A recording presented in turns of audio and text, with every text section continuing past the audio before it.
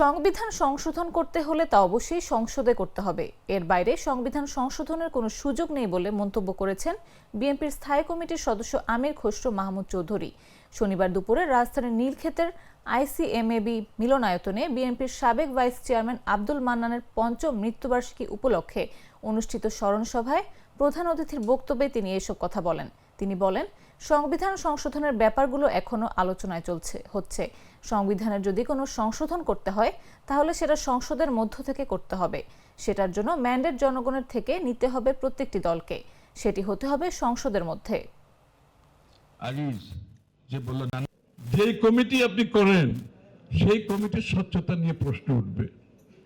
যত কমিটি যাদেরকে রাখেন তাদের স্বচ্ছতা নিয়ে প্রশ্ন উঠবে। কিন্তু পার্লামেন্টারি কমিটির হিয়ারিং এ সব দলের লোকজন থাকে, সেটা ওপেন হিয়ারিং হয়। দরকার হলে আমরা আগামী দিনে সেটা লাইভ ব্রডকাস্ট করতে পারি। কোনো গুরুত্বপূর্ণ বিষয় যেগুলো আমরা লাইভ ব্রডকাস্ট করতে পারি, যেটা বিদেশে হয়ে থাকে, আমেরিকায় হয়, ইউকেতে হয়, লাইভ হিয়ারিং হয়, সেটা হতে পারে। কিন্তু কমিটি করে করে পার্লামেন্টারি সিস্টেমের উপর আপনি বাধাগ্রস্ত সৃষ্টি করবেন, বাধা সৃষ্টি করবেন, সেটা কোনোদিনও কাজ করবে না, কোনোদিনও কাজ করবে না। কনস্টিটিউশনাল বিষয় যদি কোনো অ্যামেন্ডমেন্ট আনতে হয় সেটা সংসদের মধ্যে থেকে করতে হবে আমাদেরকে। সেটার জন্য ম্যান্ডেট আপনি জনগণ থেকে নিতে পারেন, প্রত্যেকটি দল হতে হবে সংসদের মধ্যে।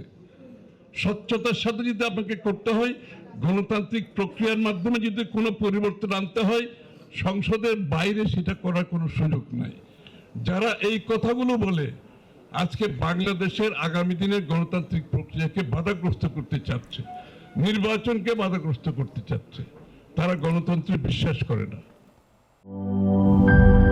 লাল সবুজের দেশে নতুন রঙের বেশে ঘরে বাহিরে সাজানো বলকে রেইনবো রেইনবো রেইনবো পেইন্টস রে সাশ্রয়ী দামে দেয়াল রাঙায় রেইনবো সবার রং সবার ঘরে ঘরে Rainbow Paints, the color of joy.